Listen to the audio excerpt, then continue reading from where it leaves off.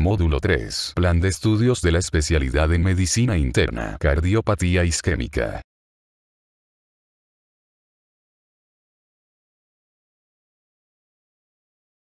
Formación de las placas de aterosclerosis. Las lipoproteínas de baja densidad, LDL, pasan del torrente sanguíneo a la íntima arterial y se acumulan bajo la capa de células endoteliales. En la íntima, las partículas de LDL sufren una modificación oxidativa, que se distingue por la aparición de puntas en las partículas de LDL, que les permiten unirse a los receptores basurero y ser captadas por los macrófagos, que acumulan colesterol y se convierten en células espumosas. La salida del colesterol hacia las lipoproteínas de alta densidad, HDL, contrarresta la tendencia a la formación de células espumosas. Las moléculas liberadas por las LDL modificadas por la oxidación, OXLDL, activan a las células endoteliales para que expresen moléculas de adhesión de leucocitos que fomentan el transporte de monocitos y linfocitos T a la superficie de la arteria.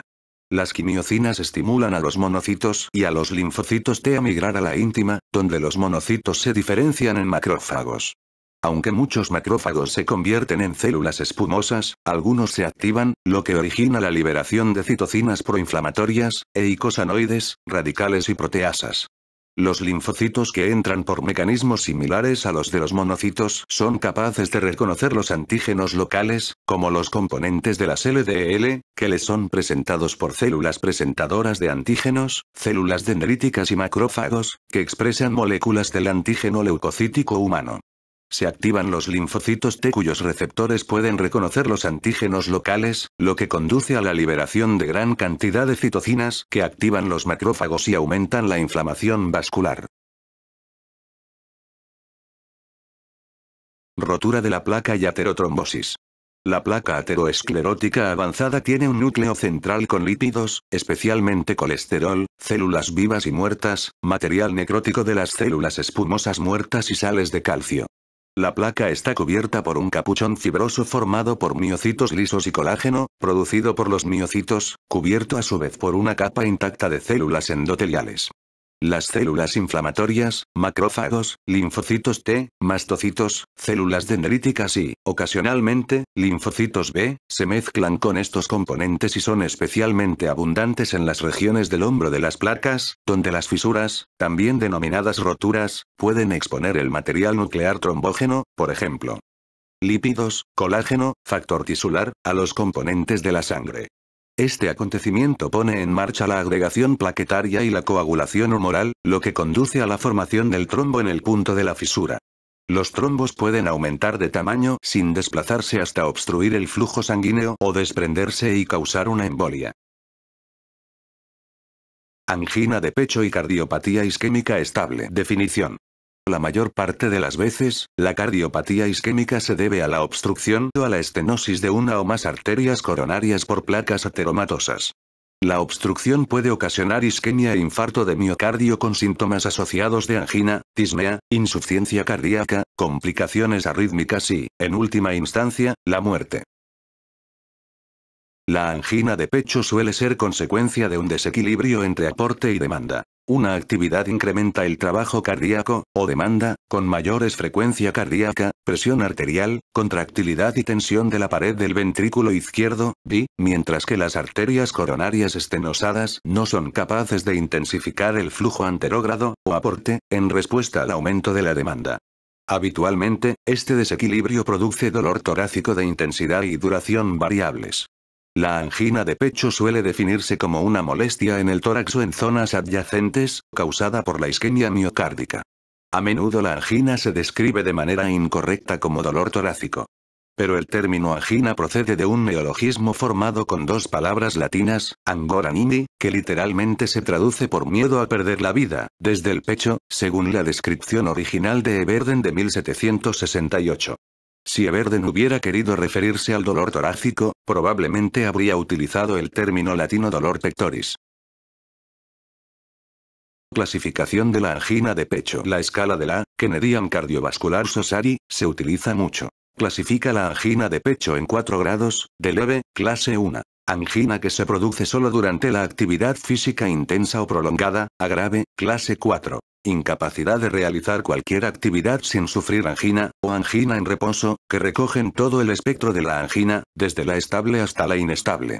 En la práctica, la escala de la angina de la Canadian Cardiovascular Society permite a los médicos clasificar a los pacientes con angina leve o estable, clases 1 y 2 de la Canadian Cardiovascular Society, en términos generales, o en grave o inestable, clases 3 y 4 de la Canadian Cardiovascular Society, habitualmente.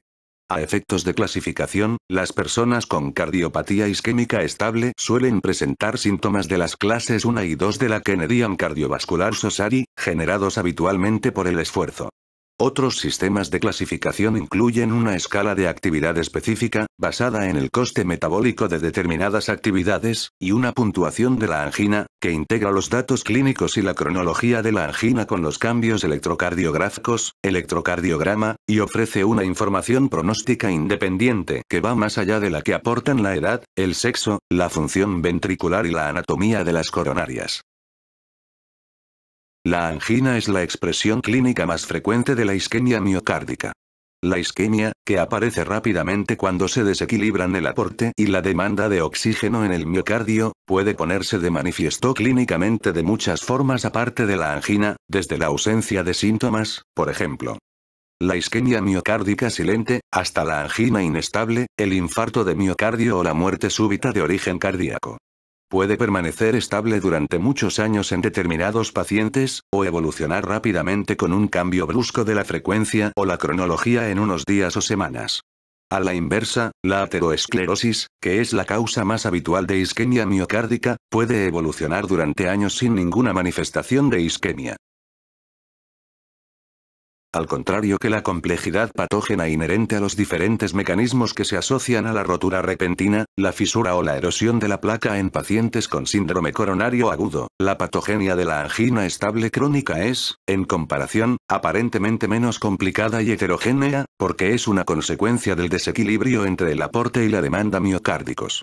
En la mayoría de los pacientes con cardiopatía isquémica estable, la ateroesclerosis presenta un proceso histopatológico, pequeño núcleo de lípidos con una cubierta gruesa o muy gruesa, y poco proclive a la rotura, fundamentalmente diferente a la del síndrome coronario agudo o de la angina inestable, en la que la principal imagen histopatológica es la de un gran núcleo de lípidos cubierto por un fibroateroma de capa fina, que anuncia que se trata de una placa de alto riesgo o vulnerable, muy proclive a la rotura. Dos son los principales mecanismos patógenos que pueden producir isquemia miocárdica y angina en el contexto crónico. La denominada angina por demanda, que se debe al aumento de las necesidades de oxígeno miocárdicas y del trabajo cardíaco, y la angina por aporte, que se debe a la reducción del aporte de oxígeno al tejido miocárdico. La angina por demanda es una consecuencia del aumento de actividad física, la emoción o el esfuerzo. En un paciente con reducción crónica del aporte de oxígeno debido al estrechamiento ateroesclerótico de una arteria coronaria, el aumento de la demanda puede precipitar la angina. Otros precipitantes extracardíacos de la angina son las demandas metabólicas excesivas impuestas por la fiebre, la tirotoxicosis, la anemia grave por hemorragia, la taquicardia por cualquier causa, la hipoglucemia y el dolor. Por otro lado, la angina por aporte puede darse en pacientes con angina inestable o con angina estable crónica por reducciones pasajeras del aporte miocárdico de oxígeno, a consecuencia de la vasoconstricción coronaria, que ocasiona una estenosis coronaria dinámica. En presencia de estrechamiento de la luz coronaria por ateroesclerosis, los trombos y los leucocitos acumulados pueden elaborar sustancias vasoconstrictoras, como la serotonina y el tromboxano A2, mientras que la lesión endotelial de las coronariopatías puede reducir la producción de sustancias vasodilatadoras como el óxido nítrico y la adenosina. El resultado es una respuesta vasoconstrictora fisiológica anómala al ejercicio y a otros estímulos, como la administración exógena de adenosina o la respuesta vasoconstrictora paradójica a la típica hiperemia mediada por el flujo que se asocia a la compresión de la arteria braquial.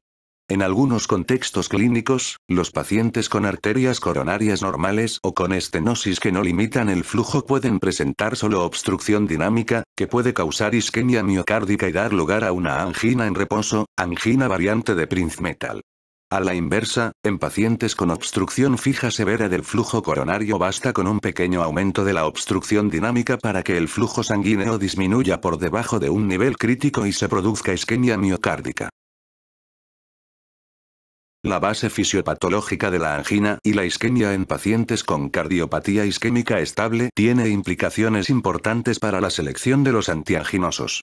Cuanto más contribuye el aumento de las necesidades miocárdicas de oxígeno al desequilibrio entre aporte y demanda, mayor es la probabilidad de que fármacos que reducen la frecuencia cardíaca y la tensión de la pared, como los betabloqueantes o los antagonistas del calcio no dihidropiridínicos, aporten beneficio clínico, mientras que los nitratos y los antagonistas del calcio que son vasodilatadores más potentes, sobre todo las dihidropiridinas, serán más beneficiosas para aliviar la angina y la isquemia mediadas por la vasoconstricción coronaria.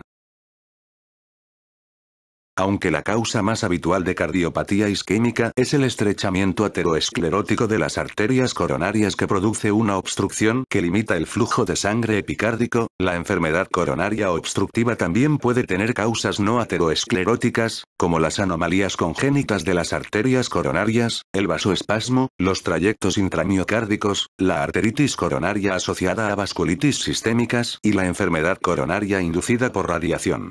La radioterapia de neoplasias malignas torácicas o medias cínicas, particularmente cáncer de mama y linfoma de Hodgkin, provoca micro y macroangiopatía a largo plazo.